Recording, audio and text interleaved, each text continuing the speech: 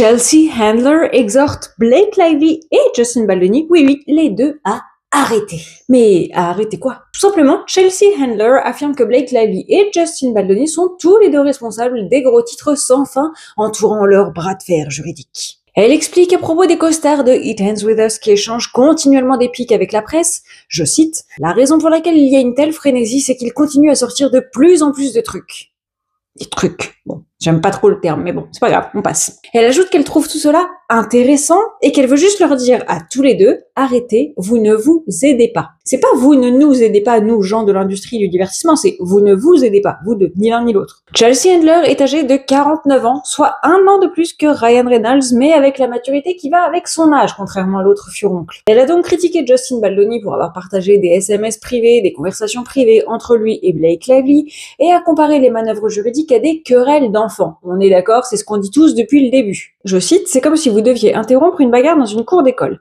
C'est comme si on disait, ils ne savent pas qu'il faut arrêter? Cette nouvelle interview est très intéressante puisque plus tôt ce mois-ci, Chelsea Handler a remercié le duo en guerre alors qu'elle présentait les Critics' Choice Awards de 2025 pour avoir fourni une, je cite, distraction du second mandat du président Trump et a plaisanté en disant qu'il n'y aurait probablement pas de suite à It Ends With Us. Ce jour-là, sur scène, elle a blagué sur leur querelle en prenant pour cible le conflit juridique incessant entre Justin Baldoni et Blake Lively dans son monologue. Elle a plaisanté en disant « Chaque matin, on se réveille sans savoir quelles nouvelles vont nous décevoir ou nous horrifier. Il est donc important dans des moments comme ceux-ci de se distraire. C'est pourquoi je tiens à exprimer ma gratitude à Justin Baldoni et Blake Lively. Merci de nous avoir fourni cette distraction, je vous en suis reconnaissante. Je pense que nous sommes tous reconnaissants. Je pense que tout le monde dans cette salle, quel que soit le camp dans lequel vous vous trouvez, nous pouvons tous accepter qu'il n'y aura probablement pas de suite. Je vous rappelle, pour ceux qui tomberaient sur cette vidéo comme ça par hasard, que les rumeurs de Discord entre Lively et Baldoni ont commencé l'été dernier lorsque les deux n'ont pas fait la promo commune pour leur film.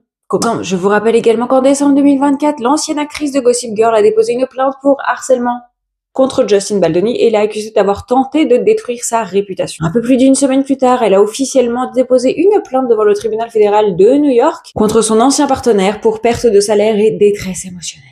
Justin Baldoni, de son côté, a nié les accusations initiales et a riposté en déposant une plainte pour diffamation de 250 millions de dollars.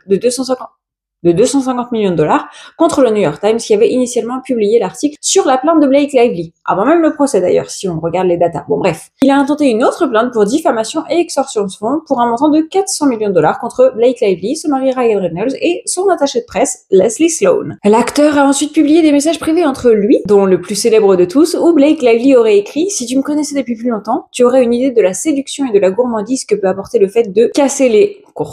c'est mon langage amoureux, épicé et espiègle, jamais avec les dents. » Plus récemment, Lively a critiqué une récente couverture du Hollywood Reporter sur la querelle, la qualifiant de scandaleusement insultante, la couverture, car elle reprend tous les clichés sexistes sur les femmes qui osent déposer une plainte pour harcèlement sur leur lieu de travail. Leurs dossiers ont été regroupés en un seul et même procès qui pourrait débuter le 9 mars 2026, à moins que le juge décide qu'il y ait trop de médiatisation et donc il avance le procès. Mais qu'attend-il? Toutes les parties impliquées ont rejeté les efforts de médiation du tribunal et ont déclaré que les pourparlers en vue d'un règlement seraient prématurés. Alors, Chelsea Handler est la première à s'exprimer sur la bataille juridique. Qui, selon vous, sera la prochaine célébrité à leur demander d'arrêter officiellement et publiquement?